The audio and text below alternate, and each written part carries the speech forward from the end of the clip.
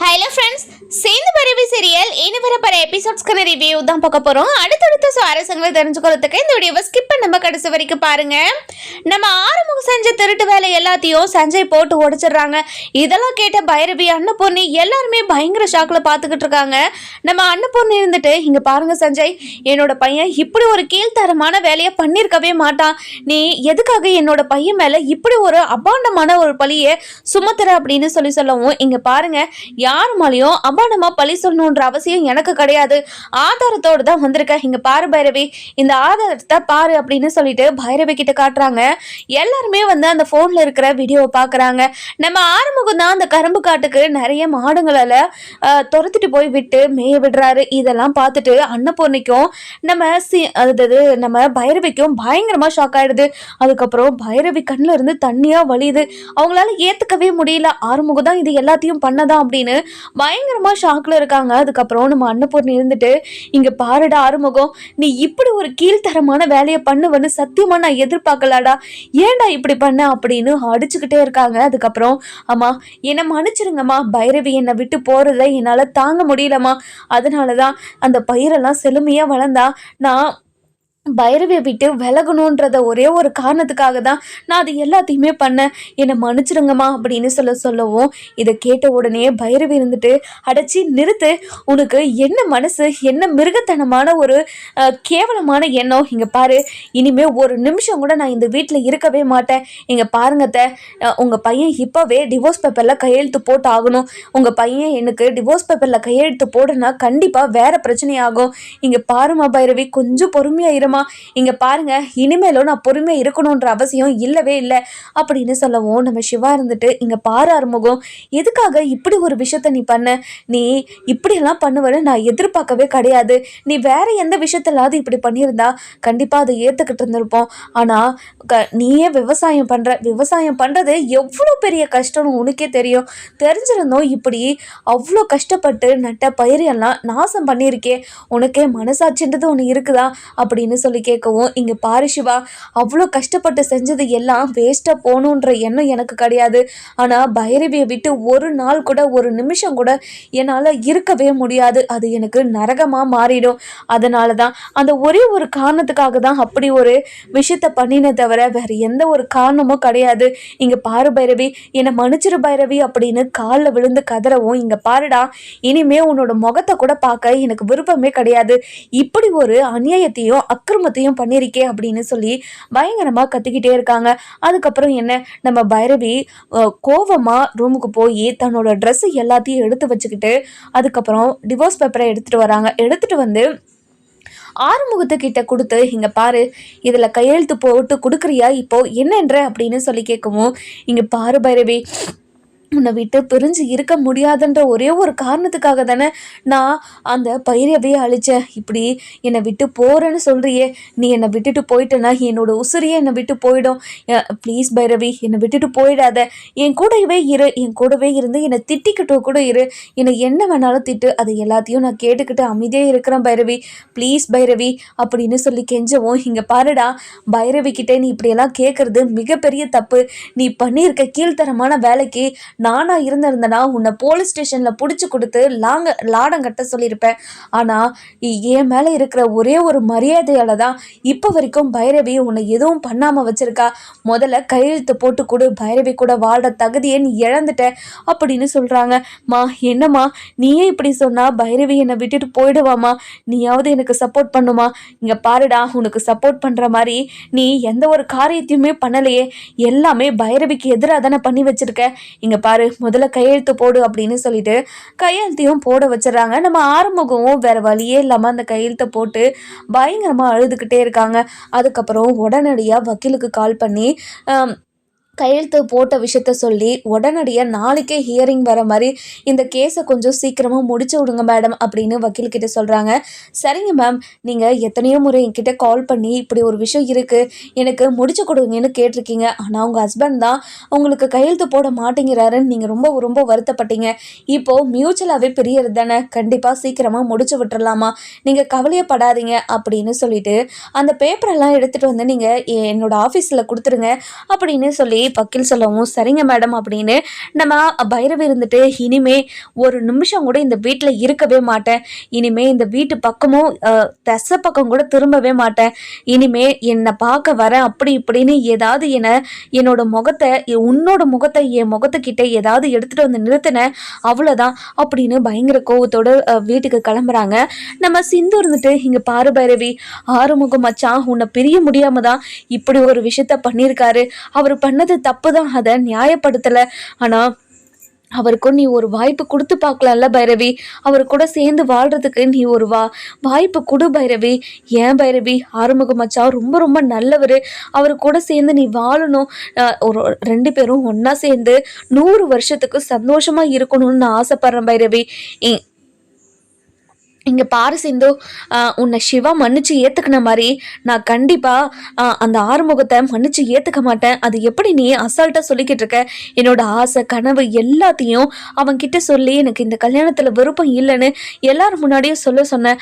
ஆனால் அது எல்லாத்தையும் மீறி என் கழுத்தில் தாலி கட்டி என்னோட ஆசை கனவு எல்லாத்தையுமே முறிச்சு விட்டான். அதுக்கப்புறம் இங்கே வந்து என்னோட ஆசை கனவு எல்லாத்தையும் விட்டுட்டு வந்திருக்கேன்னு தெரியும். என்னை எவ்வளோ கஷ்டப்படுத்திருக்கான், அவமானப்படுத்திருக்கான். அதுவும் நான் அவ்வளோ கஷ்டப்பட்டு அந்த நிலத்துல இறங்கி வேலை செஞ்சு அந்த பயிர்களை வளர வைக்கிறதுக்கு நான் அவ்வளோ கஷ்டப்பட்டிருக்கேன். அந்த கஷ்டத்தை எல்லாத்தையும் வீணாக்கிட்டான். இப்படி ஒரு கேவலமான ஒருத்தன் கூட என்னால் எப்படி வாழ சொல்ற?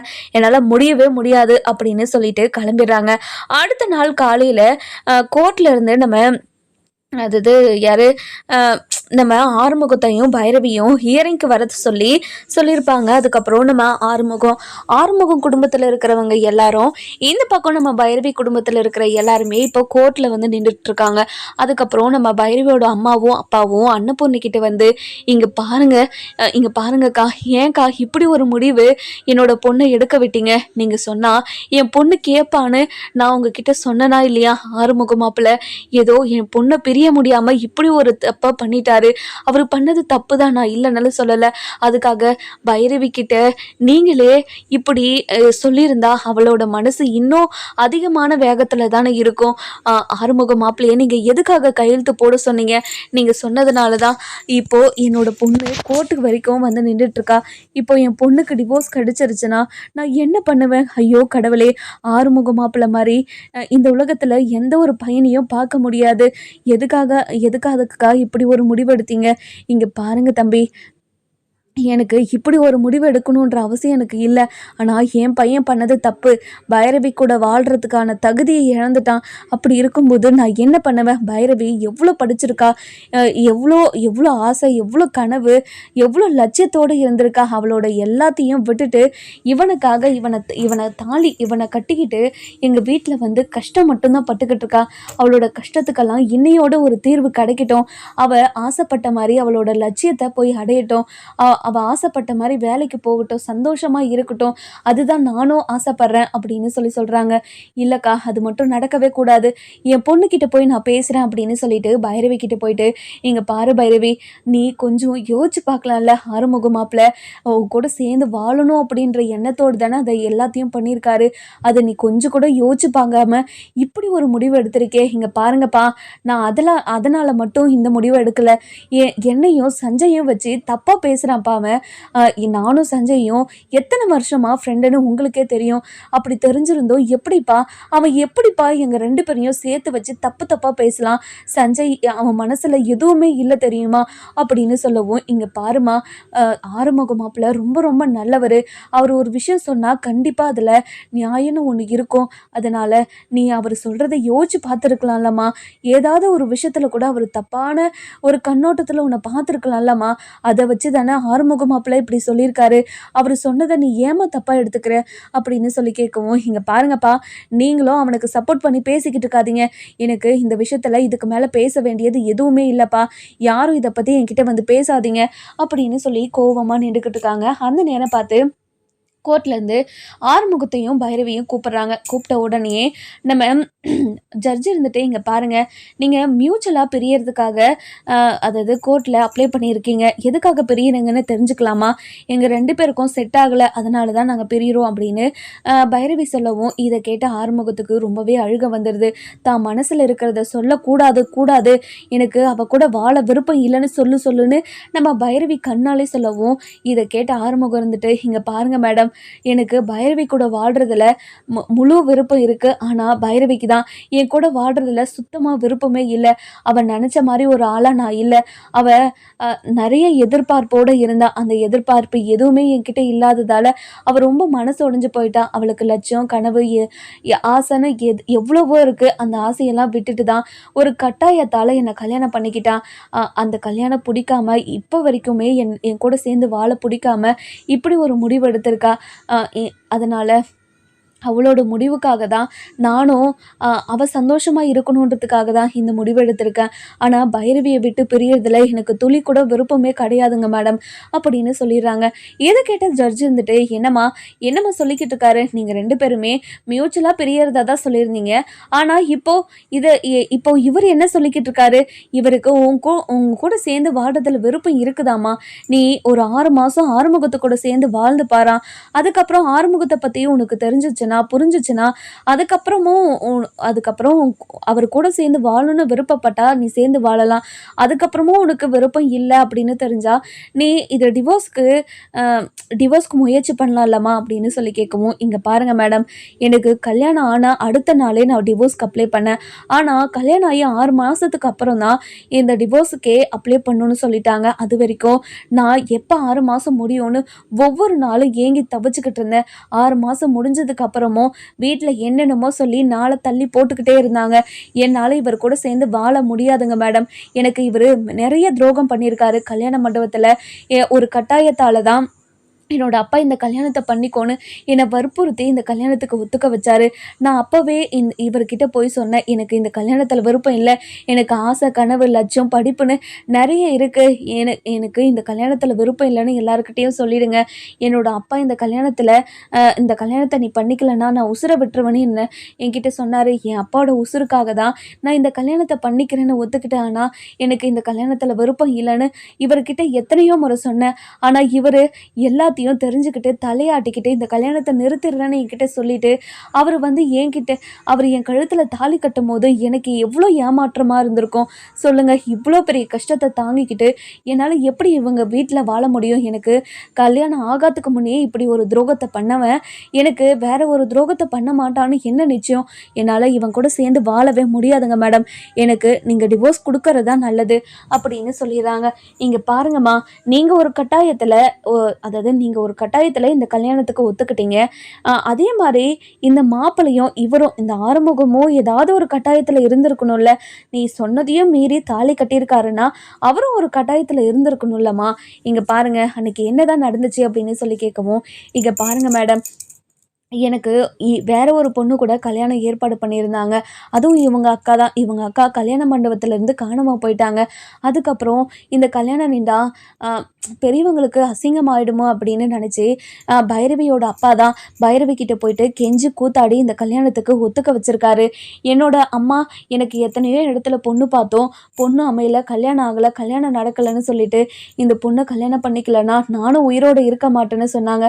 என் அம்மா எனக்கு வேணுன்ற ஒரே ஒரு காரணத்துக்காக தான் நான் இப்படி ஒரு முடிவெடுத்து பைரவி சொல்லியும் அவள் பேச்சு மீறி அவள் கழுத்தில் தாலியை கட்டினது தப்பு தான். ஆனால் என்னோட அம்மாவோட உயிர் அப்போ எனக்கு பெருசாக தெரிஞ்சது அப்படின்னு சொல்கிறாங்க. இங்கே பாருங்கள் சார், நான் எப்போ தாலி கட்டணுனோ, இங்கே பாருங்கள் மேடம், நான் எப்போ தாலி கட்டணுனோ அந்த நிமிஷத்துலேருந்து இப்போ வரைக்கும் நான் பைரவியை மட்டும்தான் மனசில் நினச்சிக்கிட்டு இருக்கேன். அவள் தான் என்னோட பொண்டாட்டி. இந்த ஜென்மத்தில் வேறு யாரும் என்னோட பொண்டாட்டியை நான் நினச்சி கூட பார்த்தது கிடையாது, அது யோசிச்சதும் கிடையாது, இனிமே யோசிக்க போகிறதும் கிடையாது அப்படின்னு பயங்கரமாக அழுதுகிட்டே சொல்லவும், இங்கே பாருமா பைரவி, இவர் மனசுக்குள்ள இவ்வளோ கஷ்டத்தையும் அழுத்தத்தையும் வச்சுருக்காரு.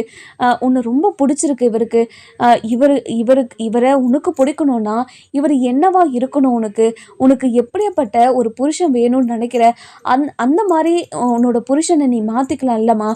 அதுவும் உன்னோட புருஷன் நீ என்ன ஆசைப்பட்டாலும் என்னவா ஆகணும்னு விருப்பம் இருந்தாலும் அந்த மாதிரி நான் மாறிக்கிறேன்னு சொல்கிறாரு. அப்படி இருக்கும்போது எதுக்காகம்மா நீ யோசிச்சுக்கிட்டு இருக்க? நீ அவர்கிட்ட சொல்லலாம்ல உன்னோட விருப்பத்துக்கு எப்படியோ. இங்கே பாருங்க மேடம், எனக்கு செட் ஆகாதுன்னா ஆகாது. இந்த விஷயத்தில் நீங்கள் எவ்வளோதான் என்கிட்ட பேசினாலையும் கண்டிப்பாக நான் இவர் கூட சேர்ந்து வாழ மாட்டேன். அதனால் முதல்ல எனக்கு டிவோர்ஸை கொடுங்க மேடம் அப்படின்னு சொல்லிடுறாங்க. சரிம்மா, நீ இவ்வளோ கேட்குறதுனால அடுத்த இயரிங்கில் நான் தீர்ப்பை சொல்கிறேம்மா அப்படின்னு சொல்லிடுறாங்க. அதுக்கப்புறம் எல்லாருமே வெளியே வராங்க. வெளியே வந்த உடனே நம்ம ஆறுமுகம் இருந்துட்டு பைரவி காலில் விழுந்து, பைரவி என்னை மன்னிச்சிரு பைரவி, நான் பண்ணது எல்லாமே தப்பு தான், நான் இல்லைன்னெல்லாம் சொல்லலை. ஆனால் சஞ்சய் உன்கிட்ட தப்பாக தான் உன்னை தப்பான பார்வையில் தான் பார்த்துக்கிட்டு இருக்கான்.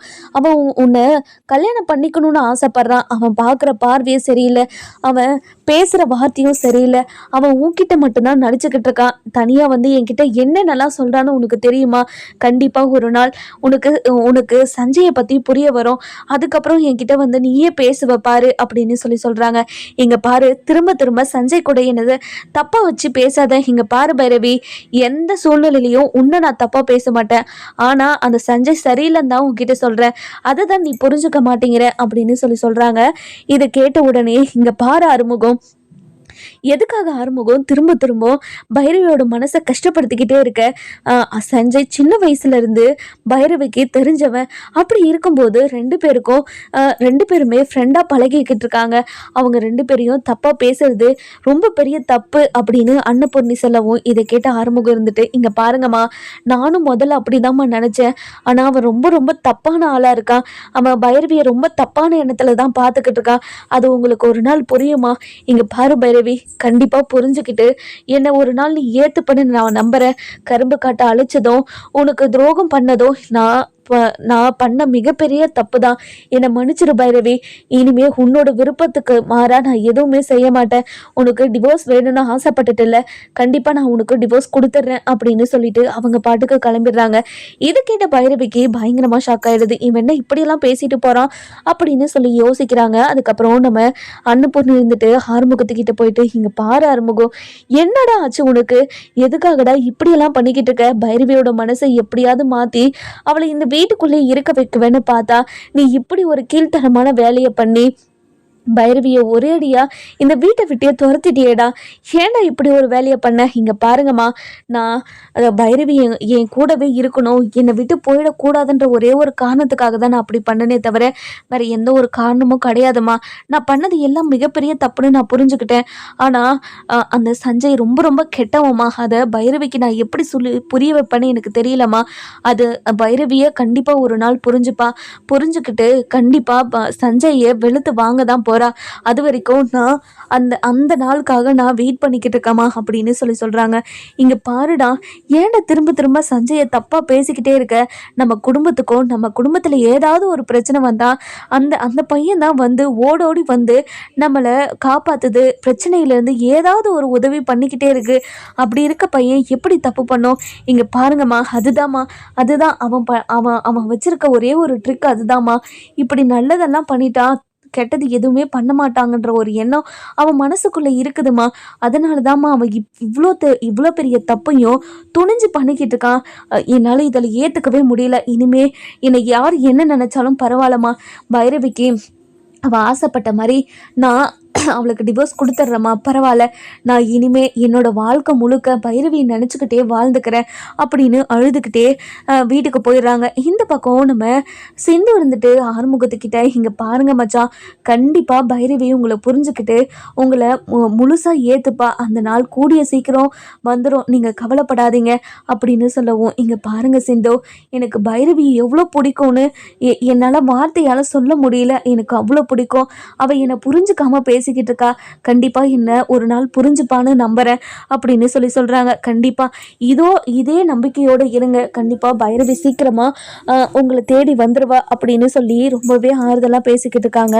அதுக்கப்புறம் நம்ம சிவா இருந்துட்டு சிந்திக்கிட்ட போயிட்டு, என்ன சிந்து ஆறுமுகத்துக்கு ஆறுதல் சொல்லிக்கிட்டு இருக்கியோ அப்படின்னு சொல்லவும், இங்கே பாருங்க ஆறுமுகம் மச்சான் ரொம்ப ரொம்ப நல்லவர், இவரை மாதிரி ஒருத்தரை நான் எங்கேயுமே பார்த்ததே கிடையாது அப்படின்னு சொல்லவும், என்ன என்ன என்னோட அண்ணனை பற்றி ரொம்ப புகழ்ந்துக்கிட்டே இருக்க, அப்படியெல்லாம் இல்லைங்க, கண்டிப்பாக பைரவிக்கு ஏற்ற மாப்பிள்ளை ஆறுமுகம் தான். ஆறுமுகம் மச்சான கூட சேர்ந்து என்னோட தங்கச்சி தான் வாழணும், என் தங்கச்சியை தவிர ஆறுமுகம் மச்சான் கூட யாருமே வாழக்கூடாது, அதை நான் அனுமதிக்கவும் மாட்டேன், கண்டிப்பாக அவங்க 2 பேரையும் நானே சேர்த்து வைப்பேன், அதை நீ பார்க்க தான் போகிற டாக்டரே அப்படின்னு சொல்லவும், சரி சரி அதெல்லாம் விடு, இப்போது நீ என்ன நினச்சிக்கிட்டு இருக்க அப்படின்னு சொல்லி கேட்கவும், நான் என்ன நினச்சிக்கிட்டு இருக்கேன் டாக்டரே, நான் எதுவுமே நினைக்கல, இல்லை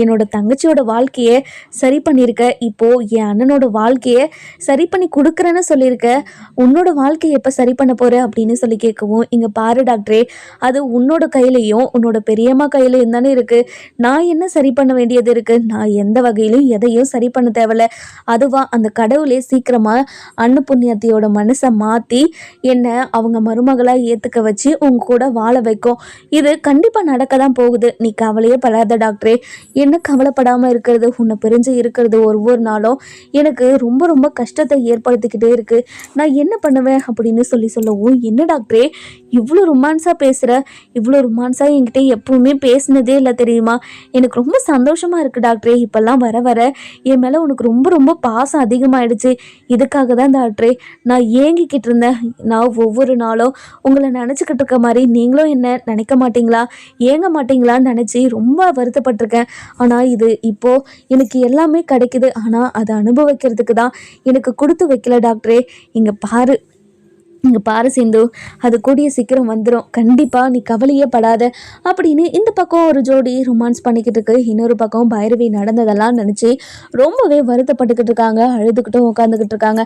நம்ம பைரவியோட அப்பா இருந்துட்டு, இங்கே பாருமா பைரவி, எதுக்குமா இப்படி ஒரு முடிவு எடுத்திருக்க, இல்லைப்பா இப்படி ஒரு விஷயத்த என்னால் ஏற்றுக்கவே முடியலப்பா, என்னால் ஏற்றுக்கவே முடியாத ஒரு விஷயத்த ஆறுமுகம் பண்ணியிருக்கான், எனக்கு ஆறுமுகத்தை பிடிக்கும்ப்பா, அவன் மேலே எனக்கு கோபமெல்லாம் இல்லை, ஆனால் அவனை என்னோட புருஷனோட இடத்துல வச்சு பார்க்கலாம் முடியல, அவனை ஏற்றுக்கவும் முடியலப்பா, அப்படி இருக்கும்போது எப்படிப்பா அவன் கூட சேர்ந்து வாழ முடியும், அதுவும் சஞ்சய் கூட வச்சு என்னை தப்பாக பேசிக்கிட்டே இருக்கான்ப்பா, இங்கே பாருமா திரும்ப திரும்ப நான் சொல்லிக்கிட்டே தான் இருக்கேன் உங்ககிட்ட, நீ எப்போ தான் அந்த சஞ்சயை பற்றி புரிஞ்சுக்க போகிறேன்னு எனக்கு தெரியல, அந்த சஞ்சய் பற்றி ஆறுமுக மாப்பிள்ள இவ்வளோ தூரம் சொல்லியிருக்காருன்னா கண்டிப்பாக அவன் ஏதோ தப்பான எண்ணத்தில் தான் உங்ககிட்ட பழகுறான், நீ நோட் பண்ணி பாருமா அவனை அப்படின்னு சொல்லவும், இங்கே பாருங்கப்பா நீங்களும் எப்படிப்பா ஆறுமுகத்து கூட சேர்ந்து இப்படியெல்லாம் பேசுகிறீங்க, சஞ்சய் எனக்கு ஸ்கூல்லேருந்து ஃப்ரெண்டுப்பா, ஸ்கூல் ஃப்ரெண்டு, காலேஜ் வரைக்கும் நான் அவன் கூட படிச்சிருக்கேன், அவன் ஒரு நாள் கூட என்கிட்ட தப்பான வார்த்தையில் பேசினதே கிடையாதுப்பா, அப்படி இருக்கும்போது எப்படிப்பா அவனை நான் தப்பாக யோசிக்க முடியும், தப்பானவனாக நினைக்க முடியும்,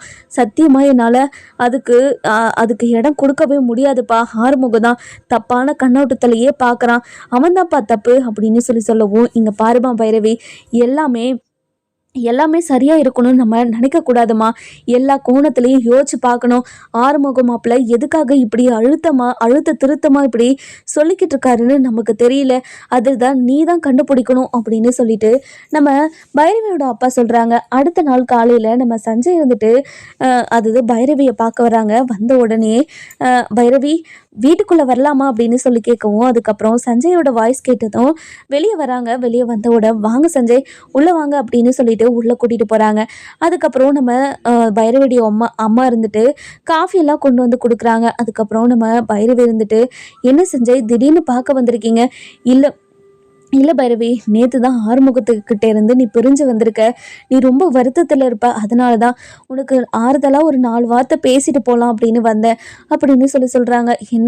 எனக்கு என்ன ஆறுதல், இப்போ தான் நான் ரொம்ப ரொம்ப சந்தோஷமாக இருக்கேன், எனக்கு யாரோடைய ஆறுதலும் தேவையில்லை அப்படின்னு சொல்லவும், என்ன பைரவி இப்படி சொல்லிட்டேன், நீ கஷ்டப்பட்டாலும் உன்னோட சந்தோஷத்தில் உன்னோட கஷ்டத்தில் நீ எல்லாத்துலேயும் நான் இருக்கணும்னு ஆசைப்பட்றேன், அதனால் நீ வருத்தவே படாத, கண்டிப்பாக ஆறுமுகம் நல்ல நல்ல மனுஷனா திருந்தி உன் கூட சேர்ந்து வாழ்வாரு. என்ன என்ன ஆறுமுகம் என்ன ஆறுமுகத்தை கூட சேர்ந்து வாழ சொல்றிய சஞ்சய்? அவன் உன்னையும் என்னையும் தப்பா வச்சு பேசுறான். அப்படி இருக்கும்போது எதுக்காக அவன் கூட நான் சேர்ந்து வாழணும்? இங்க பாரு பைரவி, அப்படியே அவன் சொன்னது கரெக்டா இருந்தா கூட நீயும் நானும் சேர்ந்து வாழ்ந்தா சந்தோஷமா தானே இருக்கும். நீயும் படிச்சிருக்க, நானும் படிச்சிருக்கேன். நல்ல வேலைக்கும் உனக்கும் நல்ல வேலை கிடைக்கும், நானும் ஒரு நல்ல வேலை பார்க்குறேன். நீ என்ன கல்யாணம் பண்ணிக்கிறியா அப்படின்னு சொல்லி கேட்கவும், இது கேட்ட உடனேயே நம்ம பைரவிக்கு பயங்கரமா ஷாக் ஆயிடுது. என்ன பைரவி, எதுவுமே சொல்லாம அதிர்ச்சியில பார்த்துக்கிட்டு இருக்க? இங்க பாரு பைரவி, நான் நான் ஒரு நல்ல வேலைக்கு போயிட்டு உன்னை கல்யாணம் பண்ணிக்கலாம் தான் நான் ஆசைப்பட்டுக்கிட்டு இருந்தேன்.